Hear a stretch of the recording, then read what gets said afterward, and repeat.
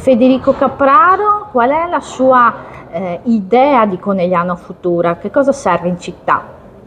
Conegliano ha una vocazione nuova ormai da qualche anno, ma che si è definita, che è la vocazione turistica. C'è una nuova economia che noi possiamo aggiungere a quella che è già tradizionalmente sul territorio da decenni, è appunto quella turistica, ma richiede una serie di passaggi.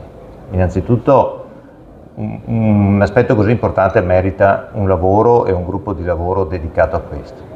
Poi serve allargare l'orizzonte e quindi togliere il confine comunale e fare un ragionamento che da Conegliano abbia un confine di quello che oggi è il territorio che noi chiamiamo delle colline UNESCO, quindi in questo grande triangolo Conegliano, Vittorio Veneto, Valdobbiadene. Questo è il confine amministrativo, politico al quale noi dobbiamo guardare per lavorare per questa vocazione.